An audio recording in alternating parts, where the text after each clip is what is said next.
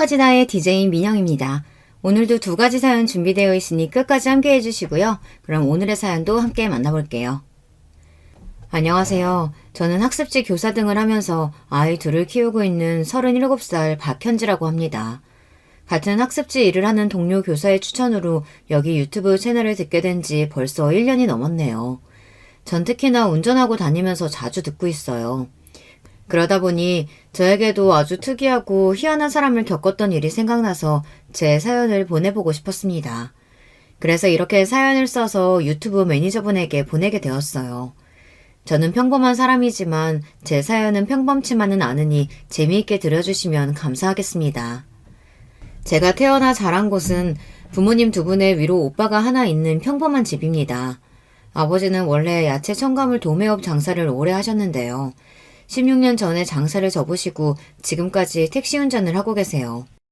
어머니는 일평생 집안에서 살림만 하며 우리 남매를 키워주셨고요. 우리 집이 부유하지는 않지만 먹고 사는데 지장은 없었습니다. 우리 남매 대학도 다 보내주시고 부모님 두 분 노후까지 준비되어 있으시니 이 정도면 감사한 일이죠. 저는 어려서부터 위협심이 강해 어려운 친구들을 도와주기를 잘했어요. 친정집에 학교 다닐 때 받은 선행상도 제법 많답니다. 저는 교사를 꿈꾸면서 아이들을 도와주는 선생님이 되고 싶었어요. 그리고 대학 전공도 사범대로 가서 졸업했죠. 하지만 졸업 후 도전한 중등교원 임용시험에서 끝내 낙방하고 말았습니다. 그래도 교사 자격은 되니 처녀 때 사립중학교 기간제 교사를 한 적이 있는데요. 가르치는 과목이 사회 역사이다 보니 주요 교과목이 아니라 이후 학원 강사를 하는 것도 여의치 않았습니다. 하지만 아이들을 가르치는 일을 좋아하는 성격 탓인지 어찌어찌 지금까지 학습지 교사와 초등학교 방과 후 수업 교사 일을 하고 살고 있네요. 제 일을 하면서 여러 가정 환경의 아이들과 엄마들을 만나고 그들의 힘든 고충을 상담하는 일도 자주 했어요. 제가 워낙 다른 사람의 이야기를 잘 경청해주는 편이다 보니 마치 전문 상담사처럼 그분들은 저를 의지하고 사정을 털어놓고 또 제가 할 수 있는 한 도와주게 되었지요. 저는 그렇게 어려운 사람들을 돕는 일이 천직인 모양입니다. 그런 저도 한 남자를 만나서 연애를 하게 되었네요. 대학을 다니면서 같은 과 친구의 선배 친구로 지금의 남편을 처음 만나게 되었는데요. 대학 때에는 여럿이 같이 자주 어울려 노는 오빠 정도의 사이였다가 제가 졸업하고 나서 우리는 정식으로 사귀게 되었죠. 제가 중등 임용시험 준비를 하는 동안 용돈도 주고 맛있는 것도 사주면서 저를 많이 도와준 남편에게 저도 어느샌가 의지하고 마음을 열게 되었어요. 남편은 일반 회사를 다니는 회사원이었고 다정하고 세심하게 주변을 잘 챙기는 남자였어요. 그리고 저와 사귀면서 우리 집에도 몇 번이나 놀러와서 넉살 좋게 밥도 얻어먹고 부모님과 술 한 잔도 기울이는 사이가 되었어요. 그러다 보니 우리 집 부모님과 오빠까지 남자친구를 이미 심서방이라고 부르며 우리 집 식구처럼 대해주셨어요. 그렇지만 참 이상한 일이었어요. 그렇게 우리 집 식구처럼 드나들며 1년을 넘게 사귀다 보면 한 번씩 자기 집이나 식구들 이야기를 하곤 하잖아요. 그런데 이상하게 우리 남편은 자기 집에 대한 이야기를 한 번도 저에게 하지 않았어요. 연애를 하던 어느 날 저랑 극장에서 영화를 보다 나오는 길에 갑자기 전화를 받았습니다. 평소 다정다감한 남자가 핸드폰에 뜨는 수신자가 자기 아버지인 걸 확인하고 나서 바로 인상을 찌푸리고 아주 말투가 쌀쌀맞고 짜증이 나는 투로 돌변해 전화를 받더군요. 그도 그럴 것이 남편 얘기로는 아버지가 자기가 원하는 일은 들어줄 때까지 하루에도 12번씩 전화해 똑같은 이야기를 한다는 것입니다. 아버지, 제가 몇 번을 말씀드려요. 그날은 회사 교육 잡혀있어서 대구까지 모셔다 드리지 못한다고요. 그래서 언제 온다고? 결혼식은 토요일 1시다. 고집 쓰신다고 될 일 아니니까 그만하세요. 대구까지 가는데 3시간은 넘을 테니까 아침 9시에 출발하는 걸로 알겠다. 글쎄, 저 못 간다니까요. 이렇게 같은 이야기로 두 사람은 날카롭게 실랑이를 벌였어요. 결국 자기 아버지에게 졌는지 남편은 세상이 꺼져라 싶은 한숨을 쉬며 힘들어했습니다. 웬수지 웬수. 아마 토요일 새벽까지 이렇게 전화를 하루에 10통도 넘게 하시겠지, 이분은. 가끔 시부가 이런 식으로 전화하셔서 같은 얘기를 반복하시고 남편은 결국 짜증이 폭발하게 되는 일을 몇 번 목격했습니다. 그래서 자세히는 몰라도 남편이 아버지랑 사이가 별로 좋지 않다는 건 대충 알고 있었어요. 그날 둘이 소주를 한잔 하면서 처음으로 자세하게 남편은 자기 가족 이야기를 하더라고요. 우리 아버지는 어려서는 사업을 하셨고 그거 말아먹고 난 다음부터는 택시기사를 하면서 사셨어. 넉넉하지는 않지만 엄마도 일을 하셔서 맞벌이로 나랑 동생을 키울 정도로 책임은 다 하셨지. 그치만 우리 아버지는 같이 지내기 힘든 성격을 갖고 계신 분이야. 자기 몸이 조금이라도 힘들거나 다치는 일은 절대로 안 하고 무엇이든 자기 성위에 남들이 맞추지 못하면 심하게 화도 내고 짜증도 내지. 심할 때는 구타도 많이 했어, 그 사람. 우리 집 사람들은 아버지가 술만 마시고 오면 덜덜 떨었어. 아무 일도 아닌데 술병 깨고 집안 살림살이 던지면서 특히 젊었을 때 우리 어머니가 많이 맞고 사셨지. 내가 군대에 다녀서도 우리 엄마한테 술 먹고 또 그 짓거리를 하길래 내가 두 팔을 잡고 힘을 써가면서 처음으로 말렸어. 아버지 이제 그만 좀 하세요, 제발. 이 나이 못도록 아직도 그 버릇 못 고치셨습니까? 이 새끼가 감히 나를 막아서? 어디 그래? 너부터 내 손에 죽어봐라. 애미라는 년이 자식 새끼 교육도 이따위로 시키니까 지 애비한테 이렇게 힘을 쓰지? 이렇게 아버지는 화가 나서 버둥거리면서 나를 죽일 듯이 때리려고 했지만 이미 젊은 나를 힘으로 어떻게 감당하겠어. 몇 분 동안 그러더니 포기하고 나가버리더라. 그 뒤로는 나한테 감히 못 덤비셔. 아버지는 그렇게 나가고 나서 아직 어리고 대들지 못하는 내 동생을 잡아다가 분풀이로 엄청 때리시더래. 원래 아주 비열한 사람이야, 아버지는. 강하고 힘이 센 자, 부와 명예가 있는 사람들한테는 한마디도 찍소리 못하고 세상 선량한 척하지. 그런데 자기에게 어쩌지 못하는 약한 사람들, 그 당시에는 어린 나와 동생, 엄마 이런 가족들을 자기 기분 안 좋은 날이면 화풀이 대상으로 삼는 거야. 그래서 어렸을 때 우리 아버지 피해서 엄마랑 이모 집에 며칠씩 숨어 있었던 적도 있어. 집에 경찰도 몇 번 왔었고. 그런 기억들 때문에 난 아버지에 대한 감정이 지금까지 좋지 않아. 그리고 취직하는 대로 우리 집에서 나와서 혼자 살았어. 우리 엄마도 그런 아빠와 이혼하고 싶으셨겠지. 그런데 그 사람이 엄마한테 늘 협박하는 게 자기 버리고 이혼하면 네 아들들 죽일지도 모른다고 그렇게 협박을 하니 엄마는 참고 사실 수밖에 없는 거야. 이제 나이 들어서는 젊을 때만큼 폭력을 드러내놓고 심하게 하지는 않아서 그나마 같이 사시는 거지. 그래서 나는 핏줄이기 때문에 연민은 느끼지만 절대 아버지를 부양하거나 함께 살 생각은 추호도 없어. 현재 너와 앞으로 결혼을 생각하고 있어서 내 치부와 같은 부끄러운 가족 이야기를 하기로 마음먹은 거야. 이런 나를 이해하고 결혼까지 생각해줄 수 있겠니? 그날 남편은 저에게 이렇게 청혼 같지 않은 청혼을 하게 된 거예요. 그래서 저는 남편의 이야기를 듣고 나서 기분이 묘했어요. 내가 사랑하는 남자에게서 청혼을 받은 것은 분명 기뻐해야 할 일인데 이렇게 생각지 못한 가정사를 가진 남자다 보니 왠지 마음이 복잡했죠. 저는 집에 돌아와서 엄마와 이야기를 했어요. 엄마, 나 사실 오늘 남자친구한테 청혼받았었다. 그래? 동현이가 너한테 드디어 청혼했구나? 그래서 어떻게 청혼했는데? 그게 좀 복잡해요. 동일 씨는 결혼해서 우리끼리만 잘 살겠다는 의지가 강해. 왜냐하면 자기 아버지랑 사이가 안 좋거든. 아니, 동현이가 그럴 친구가 아닌데 왜? 그 아버지란 분이 폭력적이고 고집도 세고 어쨌든 어릴 때부터 너무 가족들이 힘들게 하셨대. 지금이야 나이도 들고 자기 맘 같지 않으니 눈치 보시기는 하는데 그런 시아버지가 있다고 하니까 좀 두려운 게 사실이야. 동현 씨를 봐서는 그런 아버지 밑에서 자랐다고 느껴지지 않는데 말이에요. 엄마는 미간을 찌푸리시더니 저에게 대뜸 내가 동현이도 몇 번 집에 찾아와서 보고 사람은 참 괜찮아서 내 사윗감으로 내심 생각하고 있었는데 그 아버지가 그런 인간이면 아무래도 결혼은 다시 생각해봐야겠구나. 그럴 것까지야.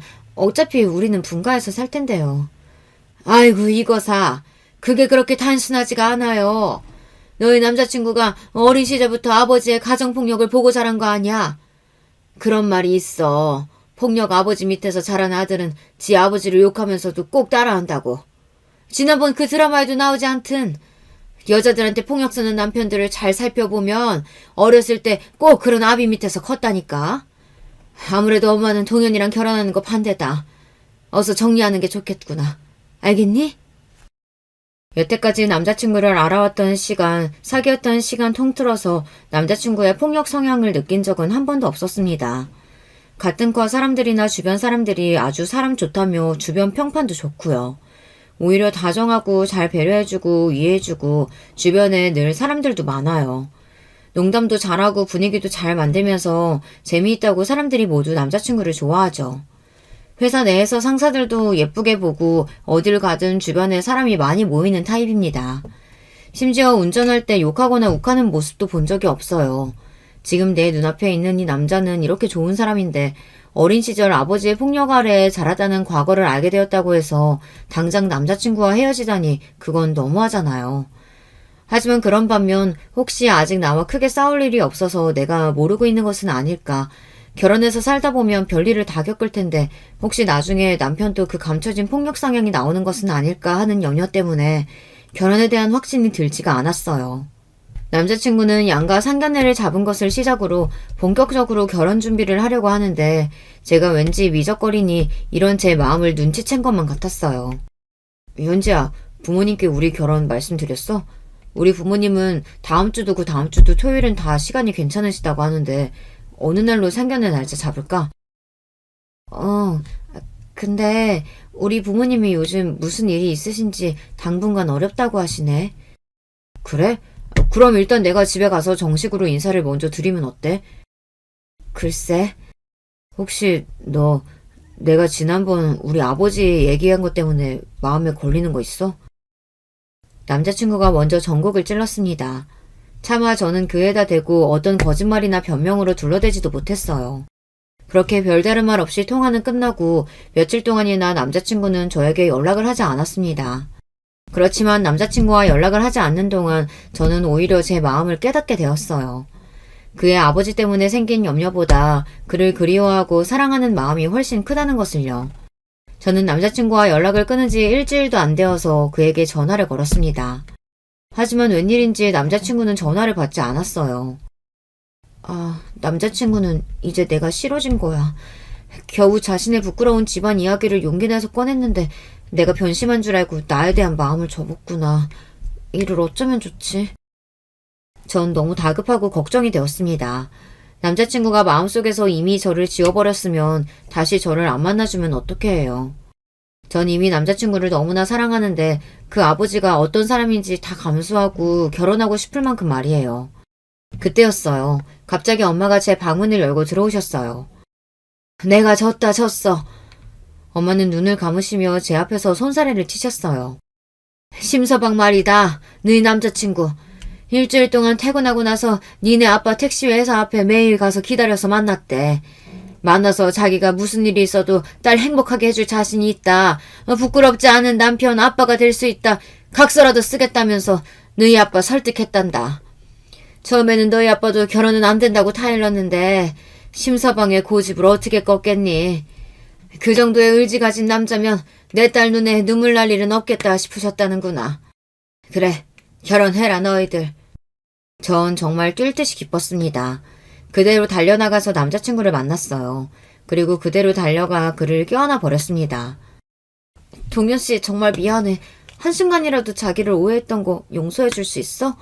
하지만 난 자기 없이는 못 살 것만 같아. 일주일만 못 봐도 이렇게 그립고 그리운데 어떻게 헤어져? 우리 당장 결혼해요. 남자친구는 저를 품에 안으며 저의 마음을 확인했기에 또 장인 장모님 결혼 허락을 받아낸 기쁨에 울고 말았습니다. 참 이런 우여곡절 끝에 우리는 석 달 만에 결혼식을 올렸고 남편의 공언대로 우리는 따로 신혼집을 얻어서 둘이서만 살게 되었습니다. 약속한 상견례 자리에서 기다리고 있는데 시부를 만나기 전에 들었던 이야기가 있으니 무척 긴장되었어요. 하지만 막상 시부를 뵙고 나니 생각보다 평범한 분이시더군요. 키도 작으시고 몸집도 왜소하셨어요. 그리고 시부는 자신도 예전에 택시기사를 하셨다면서 우리 아버지와 공감대가 형성되셔서 한참 동안 두 분이 택시기사의 애환 이야기를 하시며 의외로 분위기는 부드럽게 흘러갔습니다. 시모도 60대의 주변에서 흔히 볼 법한 특별한 사정이 없는 분이셨어요. 남동생은 남편보다 2살 아래인데 회사를 다니는 평범한 남자였어요. 그리고 시모도 남동생도 대화를 나눠보니 모두 정상적인 사고를 가진 괜찮은 분들이셨습니다. 저와 친정부모님은 그래도 상견례 이후로 안심할 수 있었어요. 폭력 가정에서 잘 커서 인격 형성이 올바르게 되는 경우도 있구나 하고요. 남편과 결혼한 이후에도 저는 직장을 그만두지 않고 열심히 다니며 남편과 함께 돈을 모아갔습니다. 서울 아파트값이 비싸니 아이 낳기 전에 대출을 껴서라도 마련하고 싶었어요. 다행히 당시 서울 상도동에 20평대 아파트를 청약받아 입주 이사를 할 수 있었습니다. 그리고 그 사이에 아들 하나 딸 하나 남매를 낳고 키우며 잘 살 수 있었어요. 비록 아파트 대출금은 2억이나 되었지만 맞벌이로 절약하면서 살다 보면 아이들 학교 가기 전에는 다 갚을 수 있을 것 같아 개미처럼 알뜰살뜰 지냈어요. 그리고 결혼해서 살아보니 우리 남편은 제가 결혼 전 걱정했던 것이 무색할 만큼 제가 아는 사람 그대로의 모습이었습니다. 다정하고 자상하면서 저와 아이들을 살뜰히 챙기는 좋은 가장이자 아빠였어요. 남편에게서 폭력적인 모습은 눈꽃만큼도 찾아볼 수 없었습니다. 또한 우리 부부가 시댁에 가는 일은 1년에 몇 번 안 되었어요. 구정과 추석, 그리고 제사 한 번, 어버이날, 아버님, 어머님 생신, 이런 날은 시댁을 찾아뵈었고 그 외에 자주 가는 일은 없이 지냈죠. 사실 결혼 초반 시모와 약간의 기싸움은 있었어요. 시모는 저에게 일주일에 2번은 전화를 했으면 하셨고 한 달에 한 번씩은 시부모님을 모시고 외식을 시켜주기를 원하셨죠. 용돈도 아버님, 어머님께 각각 50만 원씩 달라고 하셨어요. 하지만 이러한 시모의 요구에 남편은 해결사처럼 나서서 중간에서 잘 중재해 주었습니다. 우리 엄마도 시어머니니까 바라시는 게 있겠지만 우리가 해드릴 건 해드리고 못할 건 못하겠다고 분명히 해두는 게 좋아. 저에게 이렇게 말한 남편은 자신의 어머님과 이야기를 해서 조정을 했습니다. 그래서 조정한 내용은 일주일에 한 번 전화는 아들이 직접 하기로 했고 명절과 뭔가 뜻깊은 날에만 모시고 외식을 한다고 했습니다. 용돈은 두 분 합쳐서 50만 원만 드리기로 했고요. 아들 말에는 아무 소리 못하고 이렇게 하기로 정하셨지만 며느리인 저한테는 그 이후에 몇 번 다른 요구도 하셨죠. 그렇지만 저도 그렇게 녹록한 여자만은 아니었거든요. 어머님, 제가 맞벌이하는 여잔데 그렇게 자주 뵙는 것은 현실적으로 어려울 것 같아요. 제가 어떻게 회사를 그만두게 되면 어머님께서 저희 생활비 보태주실 건가요? 우리 아기들도 시댁에서 어머님께서 봐주실 거예요? 그럼 그렇게 해드리고요. 이렇게 딱 잘라서 말씀드리니 그 뒤로는 별다른 요구를 하지 않으셨습니다. 그런데 시어머니이신데 제가 따로 용돈도 드리고 선물도 해가며 잘해드리기는 했죠. 가장 걱정했던 시부는 사실 저와 교류할 일이 별로 없었습니다. 일단 제가 시부에 대해 경계를 했기에 시부와 둘이서 지내는 일도 없었고요. 뭐 말씀을 거시거나 해도 전 칼같이 자르고 피했어요. 시부는 눈치가 좋으신 분 같았습니다. 제가 호락호락해 보이지 않으니 그분도 저를 대면대면하게 가까이 하지 않으셨어요. 물론 용돈이나 비싼 양주 등의 요구는 가끔 하셨지만 저보다는 남편에게 하는 것 같아서 다행이었죠. 뭐 그럭저럭 그렇게 저는 시댁과 적당히 풀면서 아이 둘을 키우고 결혼 생활을 해오고 있습니다. 제가 시댁에 들어온 지 몇 년 뒤에 서방님도 결혼할 예정이라고 하셨어요. 3년간 서방님과 같은 직장에서 격리로 근무하던 아가씨와 연애를 했고 소속감과 유대감 때문인지 연애를 시작하자마자 비교적 빠르게 결혼 얘기가 오고 갔습니다. 남편과 서방님은 힘든 어린 시절을 같이 겪어온 동료애 같은 것이 있어서인지 다른 형제들보다 더 끈끈하고 서로를 위하는 사이였어요. 그래서 남편은 서방님이 연애한 아가씨를 따로 만난 적도 있는 것 같았습니다.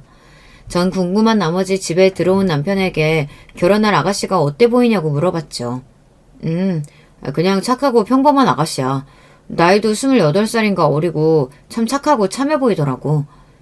시댁에 시누이가 없어서 분란이 적었는데 동서가 잘못 들어오면 또 집안 분위기가 어떻게 될지 모르잖아요. 그래서 저는 시댁에 들어올 동서가 어떤 사람인지 참 궁금했습니다. 서방님은 저보다 1살 어렸는데 결혼한 뒤 저와 누나처럼 잘 따르며 서로 친하게 지냈기 때문에 결혼 전에 시댁보다 먼저 우리 집에 동서를 인사시키러 왔습니다. 그렇게 처음 동서를 만났어요. 요새 젊은 아가씨답지 않게 사람이 차분하고 딱 보기에도 참 순하고 착해 보인다 싶었죠. 게다가 나이가 28살이면 요즘 같아서는 대학교를 졸업하고 취업 준비하다 보면 대개의 경우가 사회 초년생의 나이죠. 하지만 동서는 고등학교를 졸업하고 나서 취직한 탓에 이미 서방님네 회사도 6년이나 다녔대요. 동서는 사회 경험이 많았고 할머니가 21살 때 돌아가신 뒤로는 혼자서 자기 자신을 책임지고 살아왔으니 나이에 비해 어른스러워 보였어요. 알고 보니 동서는 고아와 다름없이 자랐더군요. 동서의 부모님은 동서가 아기 때 이미 이혼해서 아버지가 자기 부모에게 동서를 맡기고 나가서 몇 년에 한 번씩 찾아오곤 했대요. 그마저도 동서가 고등학생일 무렵에 아버지에 대한 소식이 끊겨버렸고요. 그래서 대부분의 어린 시절 동안 시골에서 혼자 계신 할머니 손에서 자랐다네요. 할머니가 친절하고 따스하게 품어준 분은 아니셨지만 그래도 동서에게는 부모이자 유일한 보호자로 고마운 분이었다고 말했어요. 할머니도 워낙 사는 게 팍팍하고 당신도 허리와 무릎 관절염이 심하셔서 늘 아프셨기에 동서에겐 잔소리도 심하고 말도 툭툭 하셨던 모양입니다. 그렇게 심정적으로 어디 의지할 어른도 없이 자란 동서는 철이 일찍 든 모습이었습니다. 동서가 이와 같이 담담하게 자신의 이야기를 하는 모습이 제 눈에는 그렇게 짠하고 예뻐 보일 수가 없었어요. 저 형님, 제가 혼자 자라서 늘 언니가 갖고 싶었는데 혹시 형님하고 언니처럼 외지하면서 지내도 괜찮을까요? 이렇게 동서는 수줍어하면서 저에게 친밀감을 표현했어요. 당연하지. 나도 이로 오빠 한 명뿐이라 여동생은 너무 갖고 싶었어. 우리 자매처럼 사이좋게 지내보자. 동서한테 내가 친언니처럼 잘해줄게. 빈말이 아니라 저는 그날부터 동서를 제 친동생처럼 대해주었어요. 그리고 나중에 우리 동서에게 크나큰 일이 닥쳤을 때 제가 발벗고 나서서 모두 해결해 주었고 말이에요. 그 큰 사건에 대해서 앞으로 천천히 풀어나가 보겠습니다. 우리 동서는 말이죠. 처음 시댁에 인사드리러 온 날도 그 착한 심성을 숨기지 못했습니다.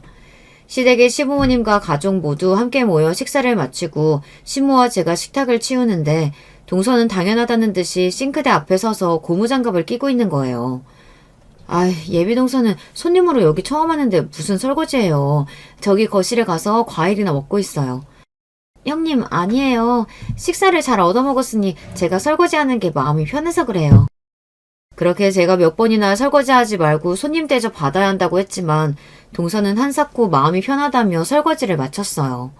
전 속으로 이게 아닌데 했지만 그런 동서를 시모는 흡족하게 바라보고 있었어요. 그렇게 착한 동서는 서방님과 결혼한 뒤로 분가해서 사는 동안에도 시댁에 저보다 자주 왔다 갔고 시댁의 허드렛 일이나 집안일을 종종 맡아서 하곤 했어요. 힘들고 어렵게 자라온 사람이니 시부모님이 좀 따뜻하게 보듬어주면 좀 좋겠어요. 하지만 그럴 분들이 아니라는 것을 저는 알죠. 결혼해서 시댁 식구로 산 지 3년쯤 되었으니 우리 시부모님이 어떤 분들인지 말입니다. 시부는 전형적으로 약자에게 자기 스트레스를 푸는 소시오패스 같아 보였어요. 성격이 괴팍하고 꼬장꼬장하다 보니 동네에서 같이 노는 친구나 불러낼 사람도 딱히 없는 모양입니다. 그러니까 가족들이 더 죽을 맛인 거죠. 시부가 좀 외출도 하고 나가 있어야 집에 있는 가족들 숨통이 트일 텐데 주구장창 집에만 있으니 말이죠. 시모는 이런 시부와 40년 가까이 사신 분이니 그 속이 오죽하시겠어요. 그러니 지금 시모는 자기가 바깥 모임도 여럿 만들고 개 모임도 하며 웬만하면 집에서 시부와 같이 잘 안 있으려고 합니다. 그러고 보니 시모의 환갑된 일이 생각나네요. 시부랑 어디 놀러가거나 여행 가시는 것을 못 봤었기 때문에 저는 두 분이 해외여행을 가셨으면 싶었습니다. 그래서 4박 5일에 300만 원이 넘는 베트남 효도 패키지 여행을 예약해서 환갑 선물로 드렸어요. 하지만 시모의 표정이 예상과 다르게 상당히 언짢아 하시는 겁니다. 지금 이게 너희 아버지랑 나 둘이서만 여행 가라고 끄는 표인 거냐? 네, 숙소도 비행기도 모두 최고급이라 편안하실 거래요. 어르신들한테 최고로 인기가 많은 상품이래요. 에휴, 난 이거 안 갈란다. 환불하고 그것 대신 돈으로 다오. 이게 어떻게 된 영문인지 몰라 전 가만히 있었어요. 난 너희 시아버지랑 여행 같은 거 안 간다. 차라리 그 돈으로 나는 내가 알아서 따로 가마.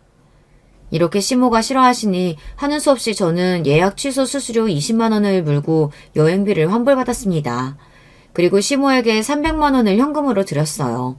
다음 달에 시모는 그 돈으로 자기 친구들하고 베트남 여행을 가셨습니다. 아무리 부부 사이가 안 좋아도 그렇지 자식들이 생각해서 끊어온 부부 여행도 그렇게까지 싫어하실 일인가요? 전 이때부터 우리 시부모님도 평범한 집과는 좀 다르다는 사실을 체감했습니다. 서방님과 동서는 결혼 뒤에도 맞벌이로 같은 회사를 다녔었는데 동서가 임신을 하자 회사를 그만두게 되었습니다. 그리고 서방님도 직장 내 갑질하는 상사로 한동안 스트레스를 받던 참에 얼마 뒤 퇴사를 하고 사업을 하겠다고 했습니다. 서방님이 사시는 동네 아파트 상가 1층에 세를 얻어 카페를 창업했던 거예요. 회사 퇴직금과 대출금을 보태서 호기롭게 창업을 하고 한동안 서방님과 동서는 그 카페를 잘 운영하는 것 같아 보였습니다. 하지만 안타깝게도 그 카페는 1년 반 만에 문을 닫게 되었어요. 일단 아파트 상가의 월세가 너무 비쌌기 때문입니다. 다달이 170만 원을 가게 월세로 내기 위해 아메리카노 3,000원 하는 커피를 과연 몇 잔이나 팔아야 할까요? 게다가 인근에 스타벅스가 들어오면서 카페에 오시는 손님들은 썰물처럼 빠졌다고 합니다. 그렇게 파리가 날리기 몇 달 만에 결국 가게 월세 등을 버티지 못하고 서방님 네 카페는 폐업을 하고 말았죠.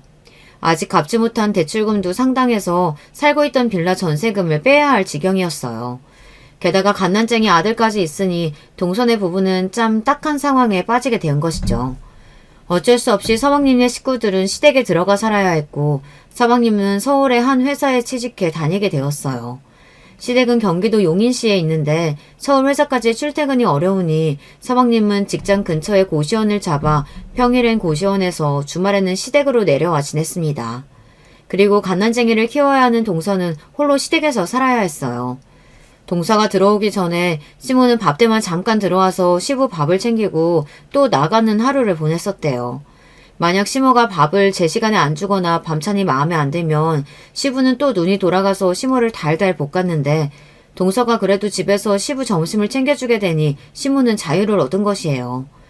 게다가 착한 동서는 시댁 집안일까지 도맡아 하니 시모는 동서 덕에 정말 날개를 달고 바깥을 돌아다니며 재미나게 사신다고 들었습니다. 시모는 아침 먹고 나가서 주위가 컴컴해진 시간에야 집에 들어왔대요. 그렇다 보니 집에는 시부와 동서 그리고 아기 이렇게 셋이서 지내는 날이 많았던 겁니다. 동서는 분가에서 살 때는 미처 몰랐다고 합니다. 시부가 이렇게까지 사람을 힘들게 하는 분인지 말이에요. 시부는 자기 기분이 나쁜 날이면 있는 대로 고함을 지르고 동서에게 욕까지 하더랍니다. 그리고 음식 타박은 어찌나 하고 자기 입에 맞는 생선 요리나 김치 2가지 이상이 식탁에 없으면 숟가락을 던졌대는 거예요. 심하면 정말 밥상을 뒤엎었대요. 갓난아기를 키우기도 바쁜 동서는 시부까지 모시고 사는 이중고에 이를 악물고 참아가며 1년을 넘게 살아왔던 거예요. 그래서 보증금 3천만 원이라도 모으면 남편과 시댁에서 나가 살 수 있으니 그때까지만 참겠다는 마음으로 버텼던 동서는 어느 날 목소리가 잔뜩 신이 나서 저에게 전화를 했습니다. 형님, 요즘에요. 우리 뒷마당에 어떤 새끼 고양이가 한 번씩 들어와서 놀다가 내가 다가가면 도망가고 했거든요. 그런데 고양이 밥이랑 물그릇 놓고 며칠 동안 하니까 얘가 이제 저를 주인처럼 보는 거예요. 그리고 며칠 전에 비가 억수로 오는 날에 텃밭 작업할 때 쓰던 우비를 뭉쳐놓은 곳 사이로 그 고양이가 그 속에서 나가지 않고 지내더라고요. 비 맞아서 오들거리면서도 그 우비 근처를 떠나지 않고 저를 보고 애처롭게 우는데 그 신세가 마치 나 같은 거 있죠. 나도 너처럼 오갈 데 없어서 이 집에 의지하고 사는구나. 그런 마음에 전 고양이한테 정도 들어버려서 몰래 키우고 있었어요. 우비 속에서 한참 있었으니 이름도 우비라고 지어주었고요. 우비는 다른 가족들이 오면 모습을 감추고 제가 나타나면 야옹하면서 울면서 반기고 숨어있는 그 모습에서 모습을 드러내는 거예요. 정말 너무 귀여운 고양이 우비랑 저는 정이 깊게 들어버렸어요. 학가에서 무서운 시부랑 살면서 힘들 때면 하루에도 몇 번씩 뒷마당에 나가서 우비랑 놀면서 그 시름을 잠시나마 잊을 수 있었어요. 동서는 그렇게 우비라는 새끼 고양이를 가족들 몰래 키우면서 삶의 작은 즐거움을 느끼고 있었습니다. 하지만 동서의 은밀한 행복은 오래가지 못했어요. 어느 날 시부는 뒷마당에서 우비와 놀고 있는 동서를 보고 고함을 쳤다는 겁니다. 어쩐지 요즘은 고양이 새끼 우는 소리 때문에 내가 낮잠에서 자꾸 깬다 했더니 내 집에서 이런 지저분한 동물을 키워? 너 지금 제정신이냐? 당장 저 고양이 내쫓아! 제 발로 집에 찾아온 동물은 이유가 있어서 온 거라 절대 함부로 내치면 안 된다는 옛말을 할머니한테 들으면서 자랐어요, 아버님. 이 고양이가 집안에 넝쿨째 굴러온 복덩이거나 혹은 집안의 우환을 막아주는 앵마귀가 될 수도 있대요. 제가 아버님 불편하시지 않게 고양이 잘 관리해서 보살필게요. 제발 집 마당에서 키울 수 있게 부탁드립니다. 탐탁지 않아 하시는 시부를 뒤로하고 불쌍한 며느리 소원이라는데 한번 들어주자며 시모는 그 고양이를 키우는 것을 허락해 주었습니다. 우리 순수한 동서는 그렇게 우비 고양이를 애지중지 키웠습니다. 고양이는 원래 경계심이 많은 동물이라 사람들에게 곁을 주지 않는다고 들었는데 우비는 착하고 순수한 동서를 그렇게나 따르고 애교를 피웠다고 합니다. 하지만 우비와 동서에게 날벼락이 일어나고 말았어요. 어디서 낮술을 마셨는지 벌겋게 취해서 들어온 시부는 뒷마당에서 우비를 발로 차고 곡괭이로 내리칠 듯 위협을 하고 있는 거예요. 우연히 그 장면을 목격한 동서는 허둥지둥 달려가서 그런 시부를 막아섰습니다. 제가 자식같이 정주고 키우는 고양이에요. 아버님, 동물한테 이러시면 정말 천벌받아요. 제발 그만해주세요.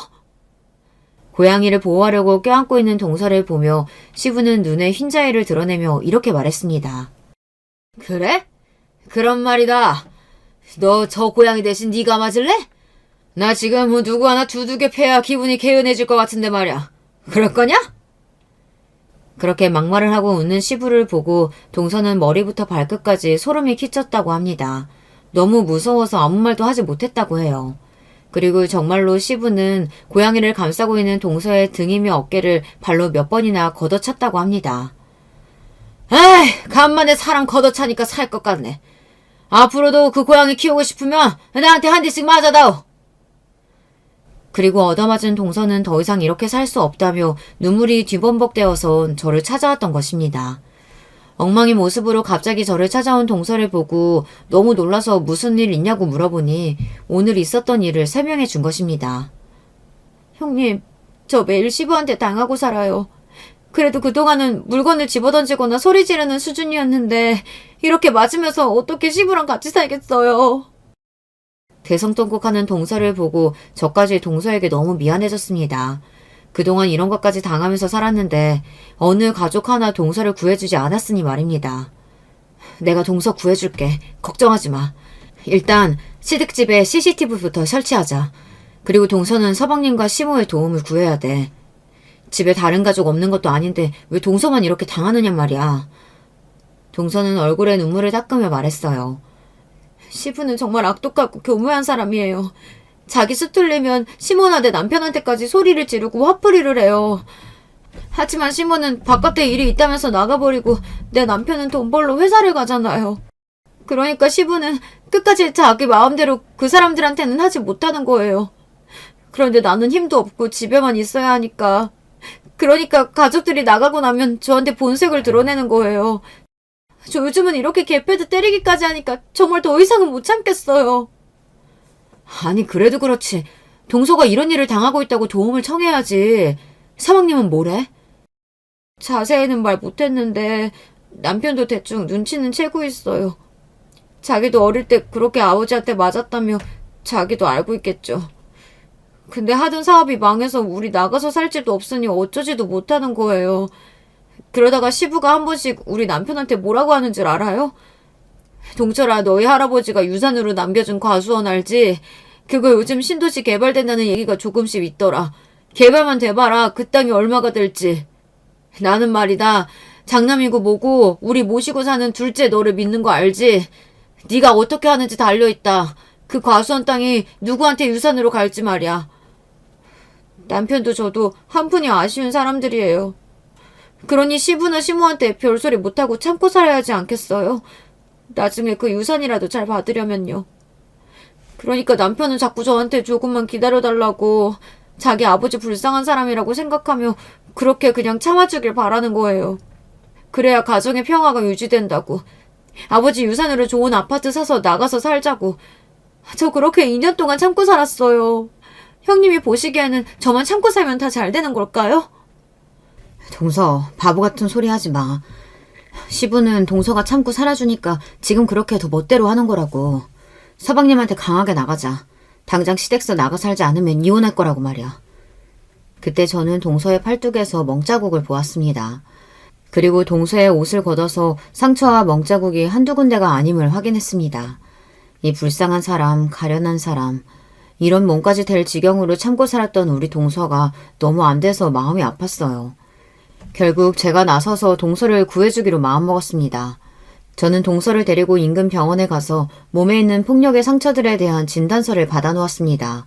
그리고 CCTV를 마련해서 시댁에 아무 가족이 없는 틈을 타서 이곳저곳에 설치했어요. 그리고 길고양이가 머무르는 마당에서 자주 맞았다고 하니 그곳에도 사각지대 없이 꼼꼼히 설치를 했죠. 동서, 이 정도면 폭력의 증거는 충분히 모을 수 있을 거야. 상황 봐서 서방님한테 솔직히 털어놓고 분가하자고 해야 돼.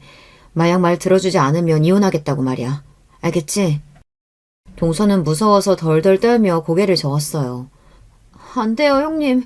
시부는 내가 남편한테 이혼 이야기라도 꺼내면 고양이도 죽이고 저도 죽인댔어요.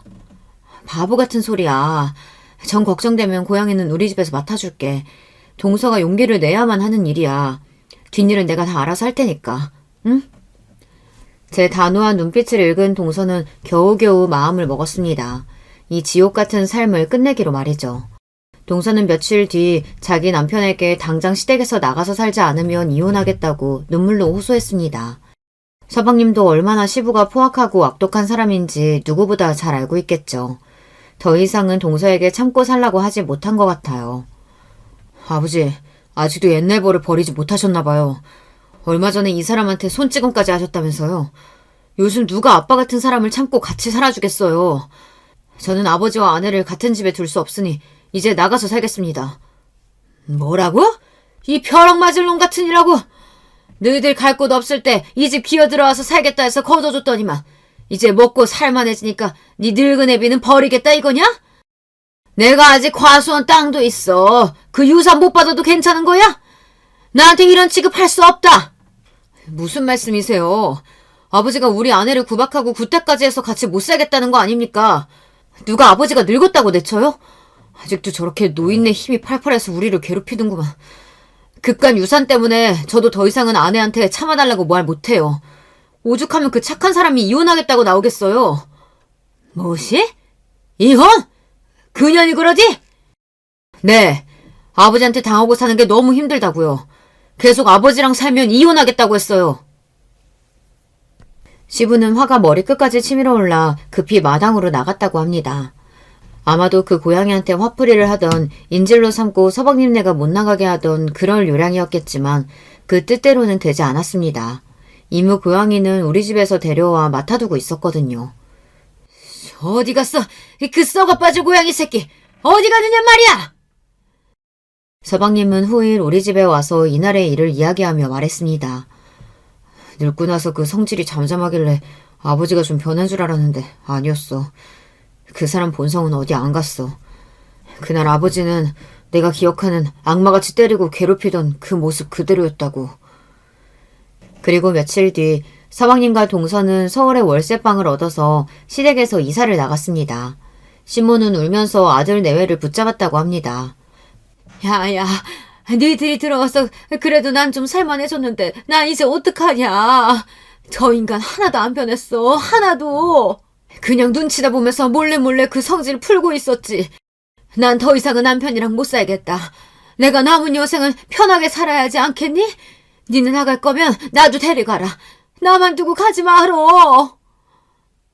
어머님, 너무하세요.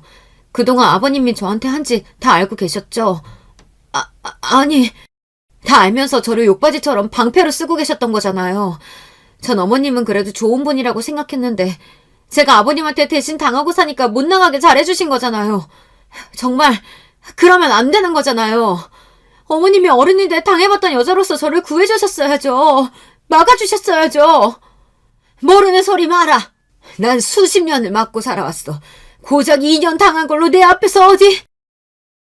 시모도 참 불쌍한 사람이지만은 그래도 동서에게 할 말이 없을 텐데 참 어른답지 못했습니다. 결국 시댁에서는 시부만의 문제가 아니었어요. 다 똑같았습니다. 자기만 피해자라고 주장하며 시모도 결국 시부와 한통속으로 동서를 방패막이로 삼았으니 말이에요. 하지만 저는 시모와 같이 하지 않을 것입니다. 시부는 죗값을 받아야 하니까요. 제 대학 동창 중에 로스쿨로 가서 변호사로 개업한 친구가 있어서 찾아갔습니다. 동서가 당한 일을 상담하면서 시부가 어떻게 죗값 치를 방법이 없겠느냐고 물었죠. 당연히 벌 받아야지. 다만 중요한 건 가족 내에서 또는 친인척들끼리의 가정폭력은 피해자들이 마음을 강하게 먹어야 돼. 대부분 고소했다가 나중에는 마음이 약해져서 합의 보거나 고소를 취하거든. 알았어. 내가 가족들을 잘 선택시켜 볼게. 그리고 나 사실 증거 갖고 있어. 시부가 그동안 동서를 폭행해온 증거 말이야. 저는 변호사 친구에게 시댁에서 촬영해온 CCTV 영상이 담긴 메모리 카드와 병원에서 발급받은 폭행 진단서를 내밀었습니다. 친구는 얼굴이 밝아져서 그것들이 아주 중요한 증거로 쓰일 수 있다고 했어요. 그러고 나서 동서를 피해자로 해서 시부를 폭행범으로 경찰서에 신고했습니다. 물론 과거의 폭행 사실까지 모두 더해져 피해자는 시모, 남편, 서방님까지 온 가족이 함께 고소를 한 셈이죠. 시부는 경찰관에게 돼지처럼 끌려갔습니다. 이 망할 년놈들아! 니들 애비다! 니 남편이야! 나를 경찰서에 쳐넣는다고? 나와서 내가 니들 다 죽일 거야! 곡괭이로 다! 70이 다 된 노인이지만 이렇게 버티고 악을 쏟으니 건장한 경찰 2명도 쩔쩔매며 겨우 시부를 경찰서로 연행해 간 것입니다. 그렇게 시부를 경찰서에 보내고 나서야 시댁에는 평화가 찾아왔어요. 하지만 재판이 끝나서 형량이 결정되기 전에 시부는 언제든 감호소에서 풀려나올 수 있었습니다. 그래서 변호사인 친구는 시부가 가족들 반경 내에 접근을 금지하는 접근 금지 명령 가처분을 신청해 주었습니다. 이렇게 동서도 시모도 모든 가족들이 시부의 위협에서 벗어나서 안전하게 살 수 있으리라 생각했습니다. 하지만 우리나라 법은 처벌이 미약하기만 하고 접근 금지 명령도 아무 효력이 없었습니다. 시부는 판결이 확정되기 전에 풀려나와 시댁집으로 찾아와서 시모를 위협했다고 합니다.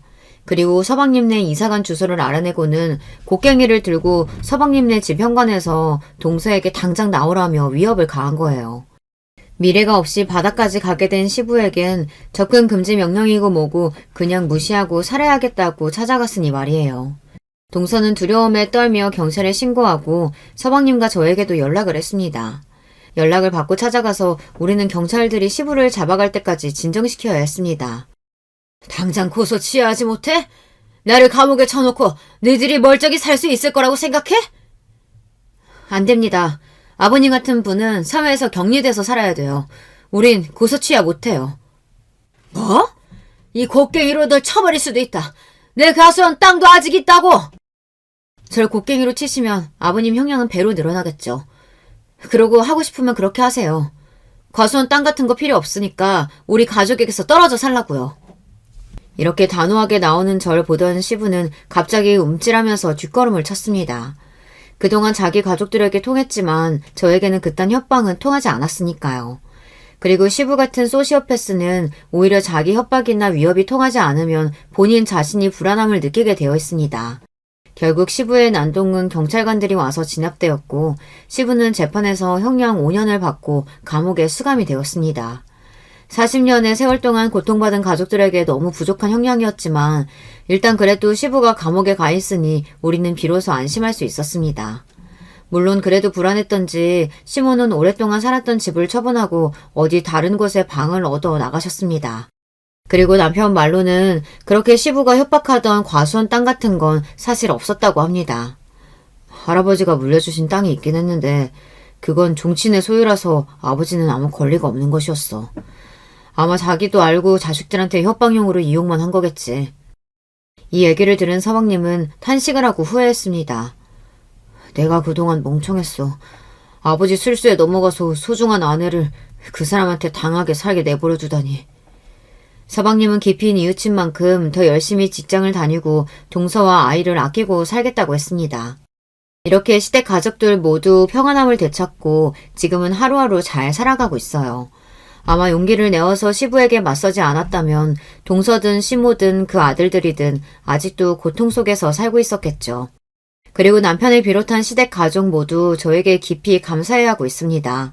아마 제가 없었다면 가족들은 그렇게 시부에게 맞서 싸울 용기도 내지 못했을 거라면서요. 저는 그저 나쁜 사람을 처단하고 내 소중한 가족들이 안전하게 되어 다행일 뿐이니까요. 제가 여러분에게 들려드린 이야기는 이렇게 해피엔딩으로 끝이 났습니다. 혹시 지금 가족 중에 시부와 같이 뼛속까지 못된 인간이 있다면 또 그로 인해 고통받고 계시면 꼭 용기를 내시고 안전과 행복을 되찾으시길 바랍니다. 어딘가에 도움을 요청하시면 어디에선가 누군가가 도와줄 거예요. 세상은 아직 살만하고 따뜻하니까요. 그럼 저는 이쯤에서 마무리 인사를 드리겠습니다. 여러분 안녕히 계세요. 안녕하세요. 제가 현재는 결혼을 해서 가정을 꾸린 여자인데요. 오늘이 있기까지 나름의 우여곡절이 있었답니다. 이 세상에 사연 없는 사람이 어디에 있겠냐마는 저는 제 스스로 꽤나 사연 있는 사람이라고 생각을 하며 살아왔네요. 저는 친정 부모님이 이혼을 안 하셨음에도 편부모 가정에서 자라온 아이였어요. 이게 무슨 말인가 하면 친정아빠가 수시로 집을 나가 밖으로 떠돌며 지내시더니 어느 순간부터는 아예 수년씩 집에 안 돌아오시는 바람에 그렇게 된 거였답니다.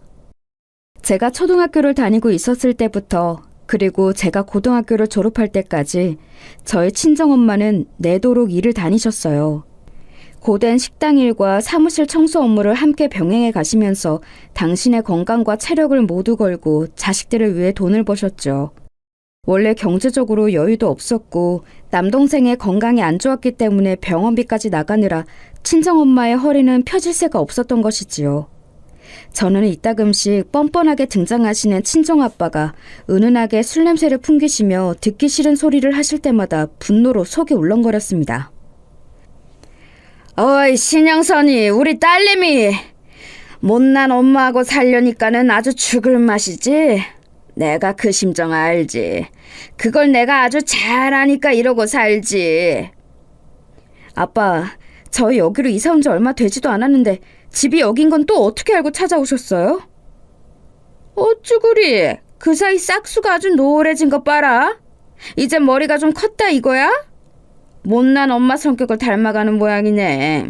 신영선이 아빠가 새엄마 만들어줄까? 못난 진짜 엄마보다 훨씬 더 예쁘고 나이도 젊어서 피부도 고운 새엄마. 어때? 얘기만 들어도 좋지? 솔깃하지?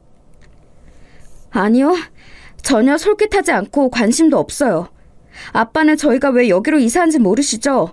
궁금하지도 않으시죠? 월세로 나가는 돈에서 10,000원, 50,000원도 너무 크게 느껴져서 벌벌 떨면서 사는 거. 아빠는 이런 저희 생활에 관심도 없으시잖아요. 그러니까 저도 아빠가 뭘 하시든 관심이 없어요. 이 싸가지 밥 말아먹은 것이 더 나한테 교육 제대로 받고 정신 좀 차려야겠구나. 돈 버느라 나간 건지 남자 꽃으로 나간 건지 집구석에서 코빼기도 안 비추는 네 엄마를 대신해서 내가 자식 교육까지 시켜준다. 나만한 남자가 이 세상에 또 어디 있냐? 너는 이 아빠를 좀 존경할 줄 알아야 돼. 친정아빠가 양손에 소매를 걷어붙이며 거들먹거리시는 동안 집에 유일하게 하나 있는 방, 그 안에서 기침소리가 들려왔었네요. 그건 바로 약을 먹고 잠들어 있던 남동생이 내는 소리였죠. 남동생은 선천적으로 기관지가 좋지 못했는데 한창 성장하면서 영양관리이며 각종 면역력 관리를 잘 해줘야 할 때 그걸 못하고 시기를 놓치는 바람에 더욱 안 좋아진 경우였습니다. 만약에 그때 관리만 철저하게 잘 해주었어도 나중에 이렇듯 일이 커지는 일은 없었을 거라고 병원에서 그랬었어요. 돈이 없던 환경도 1차적으로는 문제였지만 그와 더불어서 친정 부모님의 무지에서 비롯된 잘못이 컸던 것입니다. 모르니까 정말 모르기 때문에 조치를 취하지 못하고 살아왔던 거예요. 남동생의 건강이 그 때문에 안 좋아진 것을 알게 된 이후로 친정아빠는 아예 잠적하시다시피 바깥 생활을 하게 되신 것이었고 친정엄마는 원래 하시던 식당 일에서 하나를 더 추가하여 사무실 청소일까지 겸하시게 되신 것이었네요. 저는 하루라도 빨리 돈을 벌어서 친정엄마를 도와드리고 싶은 마음이 컸던 것 같아요. 그러나 늘 만류를 당했어요. 안 된다, 영선아. 고등학교를 이제 그만 다니고 싶다니, 돈이나 벌러 다니고 싶다니. 앞으로 그런 소리를 절대 입에 담지도 마라. 그깟 고등학교 졸업장이 나에게 무슨 부귀영화를 누리게 해줄 수 있다고 내가 학교에 매달려 지내야 돼요? 엄마, 나 그냥 아르바이트든 아니면 공장 생산직이든 상관없이 돈을 버는 게 나을 것 같다고요. 절대 안 된다고 엄마가 분명히 말했어. 너, 네 아빠랑 엄마가 둘 다 중졸인 거 알아 몰라? 학력이 좋지 못하고 해서 이것 때문에 힘들게 차별받고 살거나 그런 적은 없었어. 하지만 학교를 더 다녔다면 다른 세상을 보고 살았을 것이라는 것은 굳이 그렇게 안 살아봐도 엄마는 알 수 있단다. 내가 만약에 더 배우고 더 똑똑한 사람이었다면 네 하나뿐인 동생의 건강도 망쳐놓지는 않았겠지. 영선아, 당장 쌀 한 톨이 없어서 굶어 죽을 지경이 아니라면 학교는 무조건 다녀야 돼. 엄마의 간절한 부탁이야. 저는 친정엄마의 그 마음, 애절한 뜻이 어떤 걸 지니고 있는지 알 것만 같아서 제 고집을 꺾을 수밖에 없었네요. 고등학교를 다니는 내내 심경은 늘 복잡했어요. 친정엄마는 이 시간에도 힘들게 일을 하시는데 나는 책상 앞에 편하게 의자 등을 기대고 앉아 있어도 되는 건지, 전교권에 드는 성적도 못 내는 주제에 계속 공부를 해도 되는 건지, 이런 생각들로 너무 힘들었어요. 그런데 오랜만에 친정아빠가 불쑥 나타나셔서는 또 술 냄새나 풍기시며 헛소리를 뱉으시니 저도 화가 났던 것이었죠. 친정아빠가 저를 당장 때릴 기세이든 말든 하나도 겁이 안 났고요. 정말로 맞게 된다면 저도 순순히 당하고 있지만은 않을 작정이었는데 방에서 남동생이 기침을 하자 친정아빠가 바로 움찔하셨어요. 저 녀석이 아직 해도 다 안 떨어졌는데 이 시간부터 태평하게 집구석에서 자빠져 있나 보지? 에라이, 기분 잡쳐서 안 되겠다. 이런 판국에 못난 네 엄마 면상까지 보면 정말 속이 뒤틀릴 것 같으니까 그냥 가버리란다. 잘 먹고 잘 살아라 이것들아. 바로 가주시는 건 좋은데요. 엄마하고 왜 이혼은 안 해주세요? 엄마는 이혼하고 싶어 하신다고요. 내가 왜 못난 네 엄마가 원하는 대로 들어줘야 하냐? 내가 그 꼴은 절대로 못 보지. 나 쳐내고 나서 옆구리에 딴 놈 끼고 살 궁리를 맞춰놓은 모양인데 어림도 없어. 죽었다 깨어나도 이혼 안 해줄 테니까 그런 줄 알아. 희죽희죽 웃으시면서 집을 나서시던 친정아빠의 등만큼 그 순간 세상에서 증오스러운 건 없었네요. 왜 저는 이딴 집구석에서 태어나 살아야 하는지 하늘을 원망하고 저주하는 건 숨쉬듯이 자연스러운 일이었고요. 공부하는 머리도 유전이라고 하던데 저는 전혀 물러받은 게 없었어요. 딱 봐도 제가 다른 친구들보다 학업의 성취도가 느리고 낮았지요. 그럼에도 울면서 공부를 했어요. 문제집을 살 돈이 없으니까 교무실 앞에 폐지로 나와 있는 교사용 문제집을 주워다가 그거 보면서 공부했어요. 왜냐하면 친정엄마는 대학 나온 사람을 높이 쳐주다 못해 동경하시는 분이셨으니까요. 배우자 복이 없어도 너무 없으신 친정엄마가 사람 대 사람으로서 정말 안쓰러워서 그 수건을 이뤄드리고 싶다는 심정으로 수험 생활을 했습니다. 결과적으로 저는 꽤 나쁘지 않은 대학에 진학을 하였고요. 좀 더 높은 곳도 갈 수 있었지만 장학금이 나오는 곳으로 선택을 하다 보니까 수준을 낮춰서 선택할 수밖에 없었어요. 엄마는 대학 이런 거 서울대라든지 아주 유명한 곳이 아니면 아예 모르는 문외한인데 주변에 물어보니까 우리 영선이가 붙은 대학이 꽤나 알아주는 곳이라네? 우리 딸 기특해서 어떡하니? 입학 장학금도 나온다 그러고 엄마는 이제 걱정이 없고 여한이 없다. 앞으로도 쭉 장학금을 받으면 대학 다니는 비용은 문제 없는 거지? 어떻게 매 학기마다 놓치지 않고 장학금을 받을 수 있겠어요? 그건 힘들 것 같지만 일부 장학금이나마 받을 수 있게 노력할게요. 저 같은 경우에는 소득 수준이 낮은 축에 속하기 때문에 다른 장학금이 따로 나오는 것도 있을 거예요. 돈 들어갈까 봐 걱정은 안 하셔도 돼요. 네 아빠가 버는 돈이 우리 집 수입으로 잡힌다는 게 원통하구나. 그 인간이 많이 버는 건 아니지만 그래도 우리한테 한 푼 오지도 않는 그 돈 수입에 안 잡힌다면 우리가 처지에 맞는 소득 수준으로 평가가 돼서 너도 여러 지원금을 받을 텐데. 하여간 도움 안 되는 그 인간. 엄마는 야무진 우리 딸이 있어서 정말 다행이라고 생각해. 대학 다니면서 돈 들어갈 일은 네가 알아서 처리할 테니 앞으로가 든든하구나. 친정엄마의 푸근한 미소가 저에게는 한편으로는 묘한 부담감으로 다가왔어요. 인정하고 싶지 않았지만 너무나도 분명했던 사실은 친정엄마의 아픈 손가락이자 가장 사랑하는 자식은 제가 아니라 남동생이라는 점이었네요. 이건 어렸을 때부터 그래왔어요. 동생이 아장아장 걷던 아기였던 시절부터 저에게 네가 누나니까 늘 배려하고 양보해라 이런 말씀을 친정엄마는 해오셨고요. 그 후로 동생의 건강이 안 좋다는 게 밝혀졌을 때에는 저에게 네가 동생의 인생을 책임질 마음의 준비를 해라는 당부를 서슴없이 하셨습니다. 슬프고 착잡했던 건 친정아빠까지 저보다는 남동생을 위하신다는 거였죠.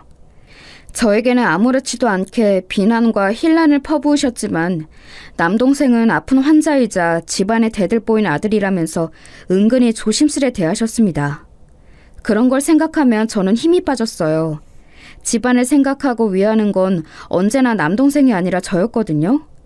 하지만 친정 부모님에게서 1순위가 되어본 적은 없었죠. 넌 네가 알아서 잘하잖아. 너는 애가 악발이 근성이 있어서 괜찮아.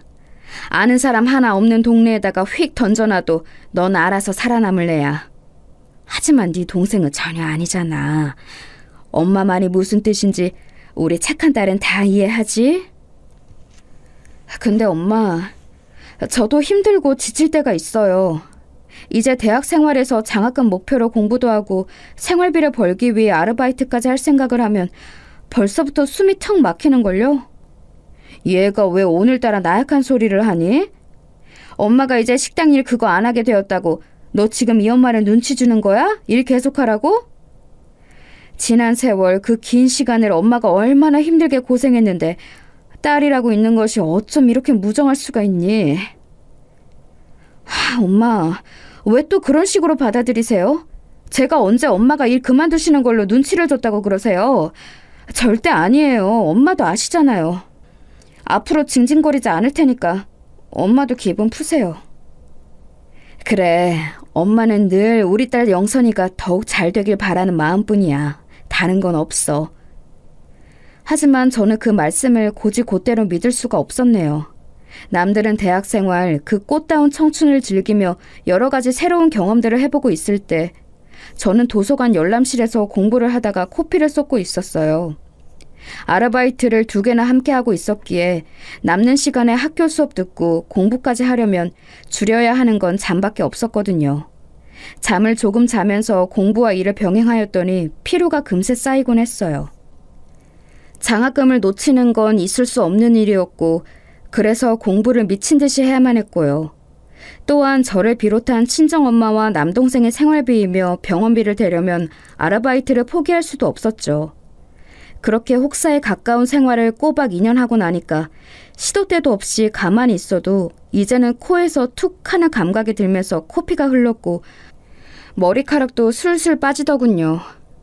과로 때문에 사람이 죽는다는 게 어떤 건지 알겠더라고요.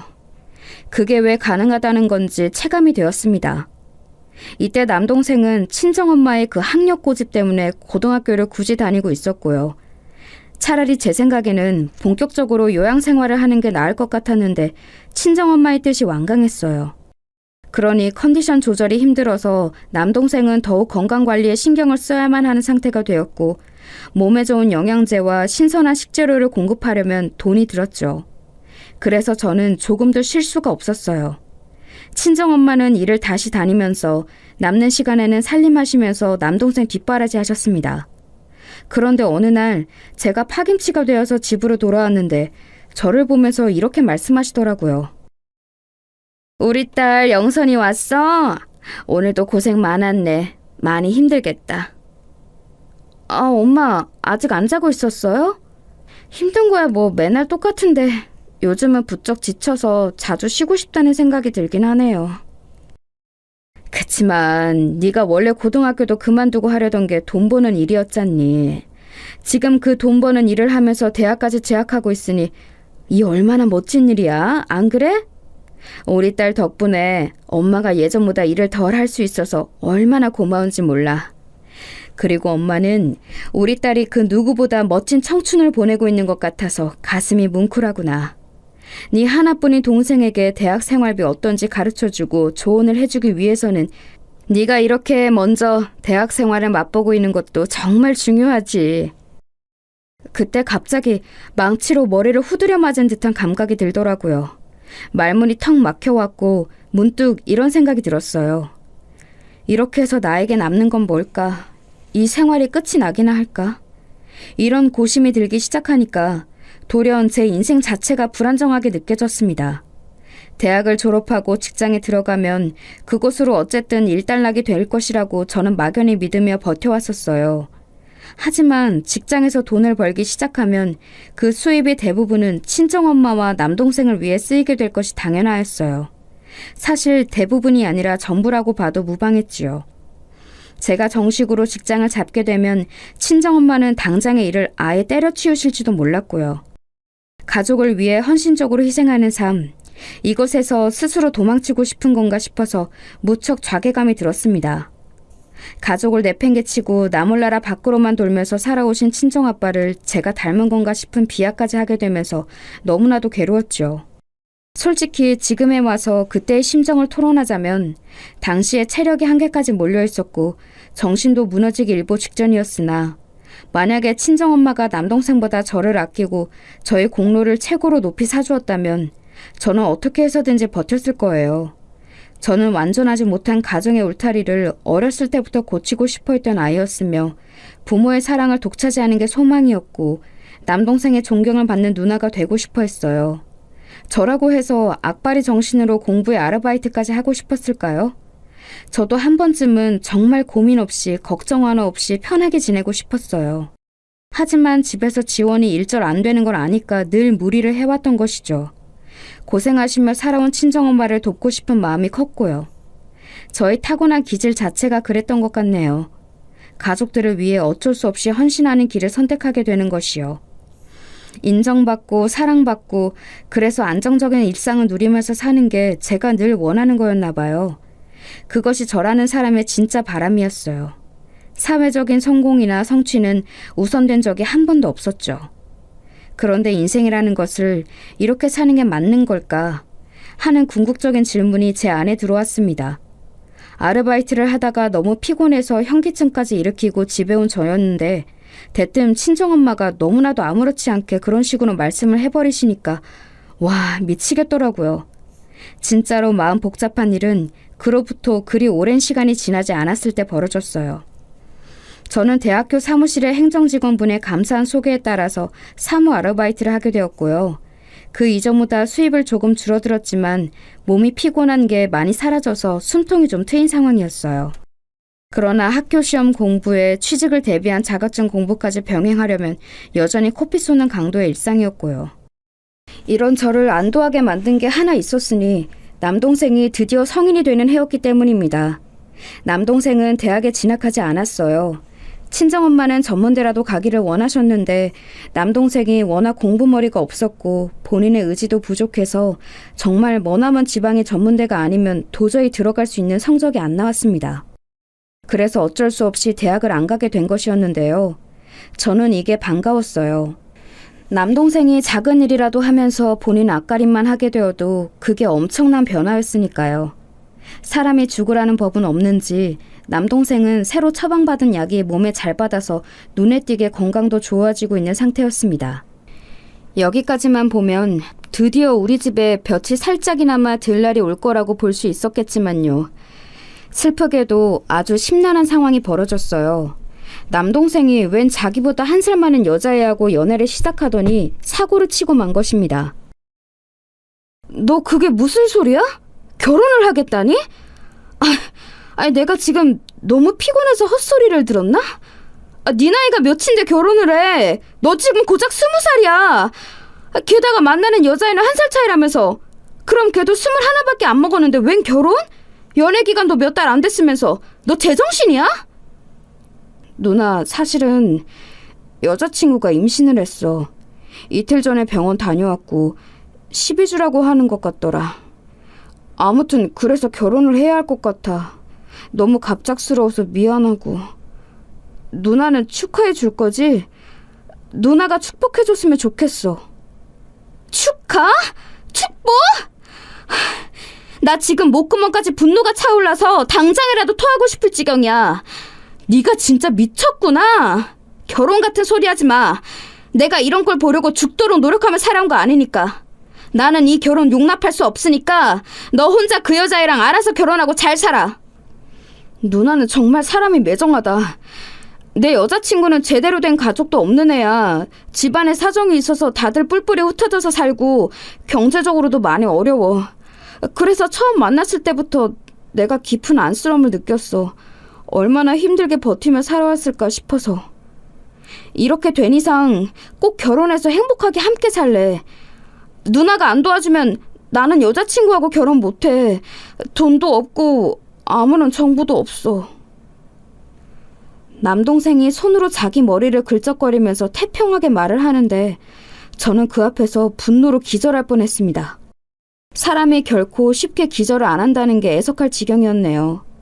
돈도 뭣도 아무것도 없으면서 사고는 쳐놓고 저에게 손 빌려서 해결하겠다는 남동생의 심보에 기가 막혀왔어요. 이런 저를 친정엄마가 나무라셨을 때 제가 비로소 폭발한 거였고요. 너는 누나가 되어서 네 하나뿐인 귀한 남동생에게 이런 일이 생겼으면 무조건 물심양면으로 도와줄 국리부터 해야지.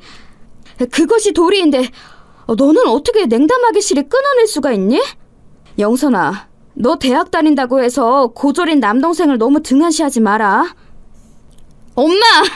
진짜 미치셨어요? 내가 지금 대학 다닌다고 고졸인 애를 무시하는 거라고 생각하세요? 농담이라고 그러지 마세요. 저는 그런 생각 추호도 한 적이 없으니까. 진짜 문제가 뭔지 알려드려요? 문제는 아들을 등신으로 키우신 엄마랑 또 그 엄마를 놓지 못하고 호구를 자청하며 살아온 저예요. 우리 이제 그만 문제 일으키면서 살아요, 네? 엄마 제발, 저 숨 막혀서 죽을 것 같다고요. 내가 언제 네 숨구멍을 막은 것도 아닌데 왜 숨 막혀 하니? 영선아, 엄마는 예전에 너보다 비교도 할 수 없을 만큼 힘들게 살아봤던 사람이야. 네가 이렇게 징징거리면 엄마는 어떻게 해야 할지 모르겠어. 친정엄마가 눈물을 글썽이셨는데 저는 그 앞에서 무릎을 꿇고 아예 오열을 했습니다. 억울하고 서럽고 분해서 막 미칠 것만 같았어요. 제가 그렇게 오열을 하자 친정엄마는 잠시 후 저를 달래주셨지만 금세 남동생 걱정을 하시더라고요. 어린 나이에 무거운 상황에 처한 남동생이 많이 신경 쓰이신 모양이었어요. 진짜 머리가 지끈거리는데 다음날 그렇다고 사무실 아르바이트 일을 빠질 수는 없어서 자리에 나가 앉아 있었습니다. 저는 어렸을 때부터 아파도 미련하리만치 티를 안 내던 아이였죠. 그날도 꿋꿋하게 버티고 있는데 문득 제자리에 비타민 음료가 하나 불쑥 놓여지는 거예요. 고개를 들어서 쳐다봤더니 오며 가며 본 적이 있던 다른 행정 사무실의 남자 직원이 있더군요. 죄송해요. 졸고 계시는 줄 알고 못 보실 거라 생각해서 몰래 음료만 놓고 갈 생각이었는데 들켜버렸네요. 고개만 숙이고 있었던 거고 졸지는 않았어요. 그런데 이 음료는 왜 저를 주시는 거예요? 역시 아까부터 아파 보이셨는데 목소리 들으니까 완전히 목이 잠겨 있군요. 지금 이렇게 일하려고 앉아 계실 때가 아닌데요? 병원 안 가실 거라면 의무실이라도 가서 잠시 누우세요. 주변에는 제가 말을 해놓을 테니까요. 아니에요. 걱정해 주시는 건 좋은데 필요 없습니다. 별로 그렇게 아픈 것도 아니고요. 실례지만요, 신영선 씨. 지금 사무실을 둘러보세요. 하나도 안 바쁘잖아요. 잠깐 쉰다고 해서 아무런 일도 일어나지 않아요. 그렇게 버티고 있는 쪽이 오히려 미련한 것일 수도 있다고요. 성실하게 근무를 하는 것도 좋지만 조금 더 자기 자신의 몸 상태에 귀를 기울여 주시는 건 어떨까요? 정말로 너무 피곤하고 아파 보여서 드리는 조언이에요. 태어나서 그런 말을 들어본 건 처음이었어요. 너무나도 협소한 인간관계만을 맛보며 살아온 저였으니까요. 그 남자 직원의 손에 이끌려서 의무실로 가는 동안 머리가 하도 어지러워서 저는 조금만 더 버텼으면 기절했을 수도 있겠구나라는 짐작이 들어서 가슴을 쓸어내렸습니다. 이렇게 될 때까지 버틴 스스로가 정말로 미련한 것 같아서 좀 창피하더라고요. 의무실에 마련되어 있는 침대에 제가 눕고 나면 그 남자 직원분은 자리를 뜨실 줄 알았어요. 그래서 재빨리 누운 것도 있었거든요. 하지만 그분이 나가시키는커녕 되려 의자를 가져와서 옆에 앉으시는 것에 깜짝 놀랐습니다. 저기 죄송한데 안 나가세요? 도움 주신 건 감사하고요. 굳이 제 옆에 안 계셔 주셔도 될 것 같아요. 신영선 씨는 원래 그렇게 고슴도치처럼 가시를 세우고 살아요? 본인에게 호감이나 호의를 보이는 사람에게만큼은 좀 더 유순하게 대해주실 수는 없나요? 혹시 모르잖아요. 그런 걸로 본인의 인생이 바뀔 수도 있는 거예요. 저는 제가 남에게 가시를 세워본 적이 없다고 생각해왔는데 저만의 착각이었을 수도 있겠네요. 다른 사람의 시선에서는 어떻게 보일지 솔직히 고려해본 적이 없었어요. 알려주셔서 감사해요. 왠지 부끄러워서 그분을 쳐다보지도 못하고 반대편을 응시하면서 말을 했습니다. 그분은 제가 한숨 눈을 붙일 때까지 곁에 계시겠다고 해주셨어요. 저는 너무 피곤했고 머리가 아픈 와중이었는데도 타인이 옆에 있다고 생각하니까 긴장되고 떨려서 잠에 들 수가 없었어요. 그래서 제가 어떻게 했는 줄 아시나요? 그분에게 난데없이 제 속에 있는 이야기들을 털어놓기 시작하였어요. 남한테 이야기해서 전혀 좋을 게 없는 제 가정사를 말입니다. 태어나서 처음이었네요. 눈을 반쯤 감고 누운 채로 저는 제 이야기를 한참 중얼거렸고 그분은 가만히 들어주셨어요. 그러더니 이내 깊은 한숨을 푹 내쉬었죠. 그래서 지금 아버님 되시는 분은 행방이 묘연한 상태라고요. 연락은 2년 전에 아버님이 불쑥 나타나셔서 하루 뵈었던 게 전부고 그때도 이혼만은 절대로 안 해주신다는 의견을 들으셨단 거예요? 실례지만 이건 너무 말이 안 됩니다. 저의 아빠라는 분이 정말이지 너무나도 말이 안 되는 인물이지요. 네, 저도 잘 알아요. 아니, 그게 아니라요. 이혼을 그토록 원하셨는데 아직까지 아버님 측이 협조를 안 해주셔서 아직까지 이혼을 못하셨다는 이야기가 좀 어처구니 없이 들려서 그럽니다. 신영선 씨와 어머님 되시는 분은 설마 이혼의 방식이 원만한 합의 이혼만 있다고 생각해 오신 건 아니겠죠? 그분이 표현 이문에 저는 꿀먹은 벙어리가 되고 말았어요. 아니, 사실은 겉으로 드러나는 것의 몇 배 이상으로 속으로는 무척 놀란 참이었습니다. 왜냐하면 살면서 단 한 번도 그런 식으로 이혼이라는 걸 생각하며 접근해 본 적이 없었기 때문이에요. 대수롭지 않은 척 몸을 획 돌려 눕고 말았으나 심장이 쿵쿵 뛰고 있었네요. 그것이 계기이자 도화선이었다고 저는 생각을 해요. 이제 저는 친정 부모님을 두고 굳이 이혼 못하실 건 뭔가라는 입장이 되었거든요. 이 변화는 친정 엄마에게 옮겨갔고요. 뿐만 아니라 저는 의무실에 그날 이후로 그분과 종종 교내식당에서 밥을 먹는 사이로 자연스레 발전을 하게 되었는데 그러면서 속 시원한 얘기도 듣게 되었어요. 남동생이 그런 일로 결혼을 하게 되었다는 거랑 영선 씨가 대체 무슨 상관이 있어요? 네? 그거야 저밖에 없으니까요. 그래서 남동생은 저를 의지하고 있는 실정이에요. 영선 씨밖에 없다고요? 어머님은 투명인간이라도 되시나 보죠? 지난 10년 가까이 집이 워낙 알뜰하게 살아오셨고 남동생 분의 병원비는 일정 수준이고 영선 씨는 자력으로 대학을 와서 다니고 있고 그것도 모자라서 오히려 집에다가 돈도 주고 있죠. 그런데 어머님이 아들 결혼시키실 돈이 없다고요? 집에 밑 빠진 독이라도 두고 사시나요? 또 남동생과 결혼한다는 그 상대는 집안 사정이 콩가루일 뿐이지 천의 고환은 아니잖아요? 죽었다 깨어나도 돈 한 푼을 지원 못 받는 거 정말 맞아요? 게다가 남동생은 오래 아팠다가 그나마 올해 들어서 상태가 살만해진 건데 바로 임신이라고요? 뱃속의 생명이 영선 씨의 조카일 거라고 지금 상황에서 속단하는 건 위험하다고 봐요. 그분의 촌철살인에 저는 다시 할 말이 없어졌죠. 너무나도 당연한 점들을 지적해온 것뿐인데 제가 반박할 거리가 하나도 없다는 것이 스스로도 믿어지지가 않았어요. 정말이지 곱씹을수록 틀린 말이 전혀 없더라고요. 왜 저는 그런 식으로 접근하며 천천히 뜯어본 적이 없을까 제 자신이 개탄스러웠습니다. 사실 저는 그 이유를 알고 있기는 했죠. 그렇게 뜯어볼 만한 조금의 여유도 없었고 제가 가족이라는 의무에 너무 과도하게 집착하며 살아온 사람이었으니까요. 영선 씨는 아버님이 잦은 가출이며 기행을 일삼는 분이라서 어렸을 때부터 그게 너무 불안하다고 하셨죠. 아마 그런 환경이 가치관 형성에 영향을 끼쳤을 거예요. 자꾸 본인도 모르게 아빠 대신 내가 가족을 지켜야 돼 이런 강박이 생긴 것이죠. 저는 이전에 자기 모친의 일로 너무 괴로워하다가 거의 정신질환까지 앓게 된 경우를 본 적이 있었어요. 그 마음 안에는 모친을 너무 위하는 강박이 있었더라고요. 확실히 가정의 영향을 많이 받으면서 살 수밖에 없는 것 같아요. 저는 영선 씨가 그런 걸 조금 벗어나서 다른 넓은 세상도 보면서 살았으면 좋겠어요. 그분의 위로가 제 마음을, 아니 제 영혼을 울렸습니다. 그런 이야기를 들어본 것이 처음이었고 제 본질을 꿰뚫어 봐준 사람 역시도 처음이었죠.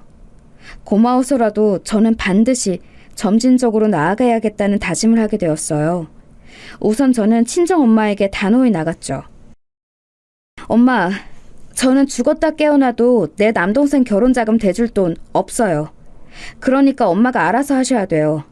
그간 모아놓으신 비상금으로 아들 결혼시켜주세요. 그 비상금 제가 나중에 천천히 다 채워드릴 테니까요. 네가 나한테 비상금이 있다는 걸 알고 있었어? 전혀 그런 눈치가 아니었는데 너 대단하구나. 진짜였어요? 떠본 거였는데 진짜로 비상금이 그런 수준으로 있었다는 것이죠? 엄마, 정말 너무 서운하고 섭섭하네요. 그리고 제가 충고 하나 드리는데 굳이 빨리 그 둘을 결혼 안 시키는 게 나을 거예요. 제가 여지를 안 두고 말을 하는 것에 엄마는 물론이고 남동생마저 당황했어요. 저 자신을 가장 후순위로 두고 살았던 저는 이제 달라지고 있었으니까요. 친정엄마는 그로부터 몇 달 뒤 드디어 친정아빠와 이혼을 하셨어요. 이혼 소송이라는 것에 직면하자 친정아빠는 백기를 드셨죠. 남동생은 그 결혼을 결국 안 했어요. 알고 보니 그 여자한테 다른 남자가 또 있었더군요. 임신 날짜를 맞춰보니까 남동생이 아니라 다른 남자가 뱃속 아이의 친부 같았다나 뭐라나 하는 황당한 이야기를 언뜻 듣고는 두통을 앓았습니다. 여전히 남동생이 우선인 친정엄마와 저는 점차 거리를 두기 시작했어요. 저 스스로를 위해서였죠. 그리고 저는 친정 부모님의 이혼, 그로부터 딱 5년이 지난 날짜에 결혼식을 올렸습니다. 저에게 뼈가 되고 살이 되는 조언을 해주었던 그분과 말이죠. 웃긴 건 정식 연애 기간은 딱 1년밖에 안 됐다는 사실이에요. 오빠 동생으로 인연을 이어가다가 뒤늦게 연인으로 발전했네요.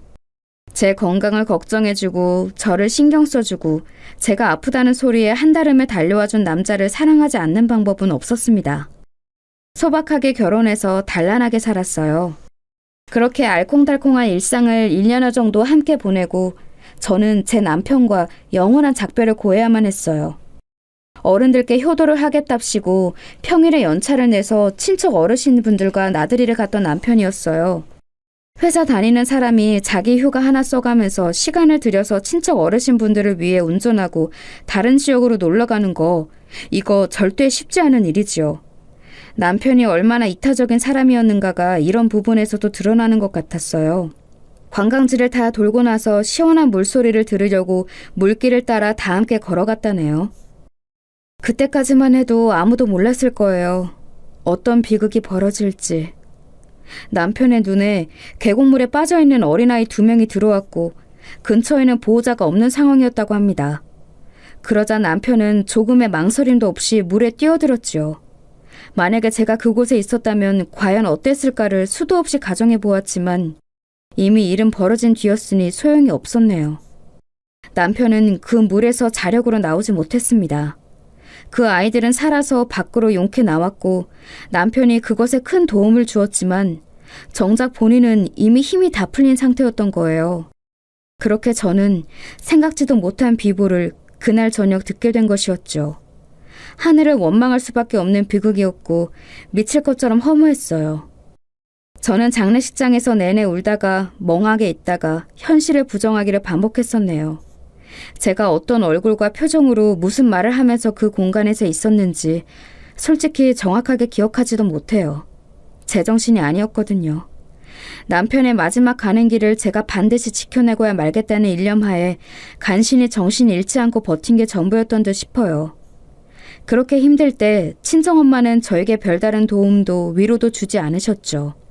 그게 참 그 와중에도 상처가 되더라고요. 너무 속상했고 저는 생전에 남편이 저에게 얼마나 좋은 조언들을 많이 해주었던가를 상기하면서 멍청하게 일방적으로 희생하며 살지 않으리라 재차 다짐했습니다. 얼마 뒤 친정아빠가 알코올 중독으로 사망하셨다는 소식이 들려왔고 그렇게 되자 더욱 허망한 기분이 들었어요. 제 안이 온통 허한 느낌이었죠.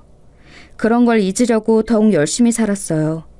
다시 결혼할 생각 같은 건 없었고 그저 하루하루를 일부러 바쁘게 살았는데 남편과 사별한 지 3년이 되던 해에 좋은 인연을 만나게 되었어요. 성인 독서 모임에 나갔다가 만난 사람이었죠. 그때 독서의 주제가 가족의 의미였는데 가족에 대해 복합적인 생각을 가지고 있다는 그 사람의 입장이 저는 이해가 되더군요. 또한 집안에서 받은 상처 때문에 밖에서도 힘들었다는 그 사람의 경험담을 들으면서 저도 모르게 눈시울이 붉어졌어요. 그런 저를 그 사람도 모임에서 알아차리고 있었죠. 자연스레 따로 연락처를 주고받아서 만남을 이어가다 보니 연인 관계로 발전하게 됐습니다. 제 가슴 속에 묻은 남편의 존재를 저는 숨기고 싶지 않았어요. 제가 원해서 헤어진 게 아니기 때문에 저는 저의 죽은 남편을 솔직한 말로 늘 그리워하면서 살아요. 제 인생의 등대 같은 사람이었죠. 저도 그런 존재가 제 인생에서 있었어요. 제가 심적으로 너무 괴로웠던 때였는데 저를 보듬어주고 이해해주신 분이었죠. 참 감사한 형님이었어요. 그렇게 저는 영선 씨의 마음이 뭔지 알 것 같아요. 그런 저를 비난하기는커녕 제 곁에 나란히 서서 공감해주는 존재에게 저도 모르게 어느새 의지를 하게 되었습니다. 1년 넘게 연애를 이어가다가 결혼 생각을 하게 되었어요. 결혼 날짜를 느긋하게 잡아놓은 탓에 저희는 약혼 관계로 지내고 있는 와중이었습니다. 요즘에는 사진 앨범의 필요성이 거의 없어졌으니까 잘 없는데 예전에는 작은 것부터 큰 것까지 종류가 많았잖아요. 저희 집은 다른 집들에 비해서 사진 앨범이 정말 적었으나 그럼에도 제가 중학교 입학했을 때를 기준으로 크고 작은 것들을 합쳐서 총 4권이 되었어요. 친정아빠의 사진들은 많이 없었는데요. 그마저도 제가 대학에 입학한 직후 친정엄마는 집안 정리를 하시면서 그 안에 든 친정아빠의 사진들을 버리시는 바람에 다 없어졌습니다. 하지만 제가 우연히 다른 사진들과 겹쳐져 있던 바람에 미처 발견되지 않았던 친정아빠의 사진 한 장을 알아차리게 되었고 몰래 그 후로 보관해 왔습니다. 그것은 제가 소중한 것들을 모아두는 작은 함 안에 내내 들어있었어요. 그건 존재감을 드러내지 않은 채 늘 언제 어디서든 구석에만 있었어요. 그렇기에 설마 약혼자가 그것을 살펴보리라고는 상상도 못했습니다. 영선 씨, 여기에 있는 거 제가 열어봐도 돼요? 뭔가 엄청 오래되어 보이는데. 그래요? 글쎄, 거기에 뭐가 있었더라? 아마 별거 아닐 텐데요. 네, 봐도 돼요. 약혼자가 방에서 그렇게 물어왔을 때 저는 과일을 준비하느라 약간 정신이 없었어요. 대수롭지 않게 생각하고 대답을 해버렸죠. 그런데 제가 과일을 다 깎아서 접시 위에 예쁘게 준비하고 나서 문득 집안이 너무 조용하다는 생각이 든 것이었죠. 왜 약혼자가 방에서 안 나오고 아직도 있을까? 그럴 만한 이유가 뭘까? 이런 생각을 하다가 머릿속에 번개가 내리쳤어요. 그 방에는 제 보물함이 있었고 그 안에는 별게 다 뒤엉켜 들어있었죠. 방으로 가봤더니 역시나 약혼자가 그걸 여러 번 뒤었는데요. 함 안에 들어있던 사진들을 손에 쥐고 유심히 쳐다보고 있었어요. 기혁씨, 지금 뭐 봐요? 그거 제가 못 버려서 어쩌다 보니 간직한 사진들인데 별로 심각하게 볼 만한 사진은 없어요. 영선씨, 실례지만 혹시 이 사진에 있는 어린 여학생이 영선씨 맞죠? 그렇다는 것은 뒤에 서 있는 남성이 영선씨의 돌아가신 아버님 되신 거 맞습니까? 그 사진은 유일하게 남아있는 아빠와 함께 찍은 사진이네요.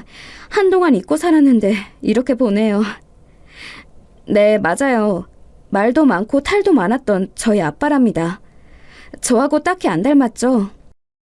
네, 딱히 안 닮은 것 같습니다.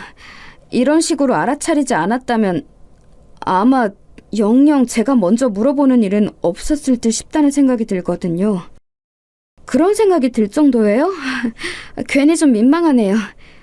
저 그런데 기혁씨, 안색이 조금 창백해요. 갑자기 넋이 나간 것처럼 보이는데 괜찮은 건 맞아요? 혹시 어디가 아픈 거예요? 그 이전에 이것 먼저 제가 물어보고 싶어요. 영선씨, 그럼 이 사진은 설마 슬픈 얼굴로 곱씹고는 하셨던 바로 그 죽은 남편이라는 분이 맞나요? 저는 약혼자의 손에 들린 다른 사진을 확인하고선 그 즉시 씁쓸하게 웃어 보이고 말았어요. 이미 죽어 세상에 없는 남편이 그 사진 속에서는 씩씩한 모습으로 정면을 응시하고 있었죠. 제가 찍은 사진이었기 때문에 실상은 절 쳐다보고 있었던 거예요. 제 표정으로 충분한 대답이 되었는지 사진을 준 약혼자의 손이 파르르 떨려왔습니다. 저는 그제서야 약혼자의 반응이 좀 이상하다는 생각이 들었어요. 그리고 제가 미처 무얼하고 입을 열기 전에 약혼자가 다리에 힘이 풀려서 바닥에 털썩 주저앉았습니다. 그러더니 놀랍게도 금세 눈물을 떨구며 큰 소리로 울기 시작했어요. 기옥 씨, 왜 그러는 거예요? 혹시 무슨 문제라도 있어요? 어떻게 민식이 형님이 죽은 남편일 수가 있어요? 대체 어떻게 이런 아니, 인연이 있을 수가 있죠? 설마 민식이 형님이 영선 씨와 결혼하셨던 것일 줄은 상상도 못했다고요. 네? 그게 무슨 말씀이에요? 제 죽은 남편을 기혁 씨가 알고 있기라도 한단 말이에요? 그러고 보니 저는 그 사람 이름을 기혁 씨에게 알려준 적이 없는 것 같은데? 당연히 알고 있다 마다요. 영선 씨, 군대에서 적응하지 못하고 방황하면서 너무 괴로워하고 있을 때 저에게 따스한 관심과 도움을 준 존재가 있었다고 말씀드렸었죠. 저보다 반년이나 먼저 사회로 나가셨음에도 불구하고 끝까지 저를 신경 써주시면서 제 저녁 일에 맞춰서 저를 살펴보러 와주셨던 제 은인이 바로 민식이 형님이세요. 뭐라고요? 기혁 씨가 저에게 몇 번이나 언급했던 감사한 형님이라는 분이 제 죽은 남편이었다뇨?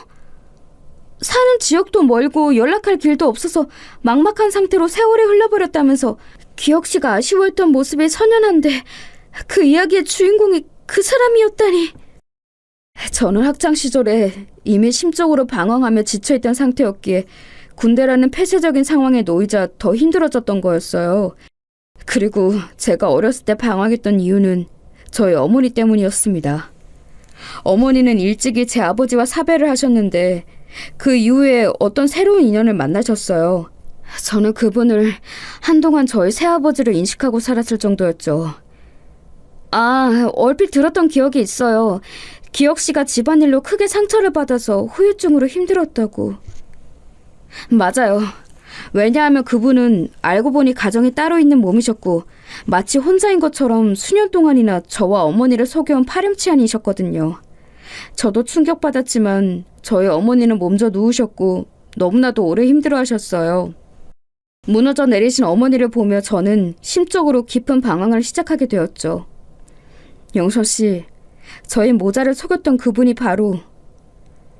약혼자는 난처한 기색으로 말끝을 흐렸고 저는 저도 모르게 친정 아빠의 사진을 쳐다보면서 속으로 입을 틀어막았습니다. 갑자기 머릿속에 제가 고등학생이었을 때 친정 아빠가 문득 집에 들어오셨다가 저와 설전을 벌이신 뒤 남동생의 기침 소리에 발길을 돌리셨던 때가 떠올랐어요. 직감적으로 그 시기에 친정 아빠가 바람을 피우고 계셨던 상대가 누구인지 알 것만 같아졌습니다. 이 놀라운 사실에 압도당한 제가 얼어붙어 있는 사이 약혼자가 눈물을 떨구며 쓸쓸하게 말을 이었어요. 사람을 믿지 못하게 되고 어른들이 쓰고 사는 거짓된 가면을 두려워하게 되었던 저는 한때 과대망상증에 빠지기도 하였어요. 그런 저를 모두가 기피하면서 손가락질하고 비웃었지만 민식이 형님만은 저에게 다가와 주셨고 어째서 제가 그토록 괴로워하는지를 물어봐 주셨어요. 제 안에 있는 상처가 어디에서부터 기인된 것인지를 궁금해해 주신 분이고 제 생명의 은인이라고 해도 과언이 아닙니다. 민식이 형님이 계셔주시지 않았다면 저는 그 시기를 못 버텼어요. 세상에 어쩜 이런 인연이 존재할 수 있나 싶어서 저는 놀라움에 가득 찬 눈물을 흘렸습니다. 약혼자에겐 너무나도 미안했어요. 감수성 예민했던 나날을 모두 망쳐놓고 단란했던 모자의 일상을 박살내놓은 작자가 바로 친정 아빠라는 사실이 정말로 미안했습니다. 그러면서 동시에 약혼자에게 가장 시기적절한 때에 큰 도움을 준 생명의 은인과도 같은 인물이 제 죽은 남편이었으니 대체 이 공교롭게도 기가 막힌 인연을 어떻게 설명해야 할지 알 길이 없었네요. 약혼자는 과거를 되새기다가 다시 서름이 밀려왔는지 대성통곡을 하였고 저는 가만히 그 곁으로 가서 어깨를 안아주었습니다. 저도 많은 상념에 잠겨서 계속 눈물만 흘렸네요. 조금 진정이 되고 난 뒤에 식탁에 가서 과일상을 두고 마주 앉았어요. 이런저런 서로의 옛날 이야기를 주거니 받거니 하면서 과일은 거의 먹지도 않고 대화만 나누었네요. 저의 죽은 남편이 약혼자와 그런 인연이 있었다니 그런데 이렇게 재혼을 해도 되는 것일까 하는 묘한 고민이 잠시 들기도 했었는데요. 그런 저의 속내를 알아차리기라도 한 것인지 약혼자는 제 손을 맞잡으면서 흔들림 없는 눈빛을 보내왔어요. 본인은 조금도 고민하지 않고 있다는 의미의 전달이었죠. 상상해본 적도 없는 인연에 얽힘에 잠시 당황하기는 했지만 그렇다고 해서 제가 영선 씨와 결혼하는 걸 포기하거나 미룰 생각은 조금도 없어요. 오히려 우리가 결국은 돌고 돌아서 부부가 될 운명이었다는 생각만 들고 있는 참입니다. 민식이 형님이 하늘에서 우리를 웃으며 지켜봐 주실 거라고 저는 그렇게 믿어요. 기혁 씨, 지금 사실은 제 머릿속이며 마음속이 온통 어지러운 와중인데 그렇게 확실히 말해주는 것 정말 고마워요. 덕분에 저도 흔들리지 않고 버틸 수 있게 된 것 같아요. 제 손을 잡은 그 힘에서 신뢰가 느껴졌고 저는 기묘하게 얽힌 이 인연이 결국 운명이라고 생각하는 것으로 정했어요. 그 인연에 얽힌 과거가 너무 신기했기에 자꾸만 곱씹게 되느라 한동안은 좀 멍하게 지내긴 했지만 시간이 좀 더 지나자 그런 증상도 사라졌네요. 친정아빠의 사진은 버리지 못하고 다시 그대로 보관 중이에요. 이제는 더욱 깊숙한 비밀스러운 공간에 고이 잠들었죠. 그 피를 받아 태어났으나 더 나은 인간으로 화목한 과정을 꾸리며 살겠다는 다짐을 제가 매 순간 하겠다는 증거이기도 합니다. 저와 신기한 인연으로 얽힌 약혼자는 지금 제 남편으로 살고 있네요. 저희 두 사람 사이에 아이도 있고요. 아직 여러모로 부족한 부모라고 저희 스스로 느끼고 있기에 늘 정진하며 살아가려고 노력 중입니다. 과거에서 경험한 것들을 밑바탕 삼아 실수하지 않도록 최선을 다하고 있어요. 앞으로의 나날이 무탈할 수 있도록 여러분이 기도해 주신다면 고맙겠습니다. 저도 여러분의 건승을 빌어드릴게요.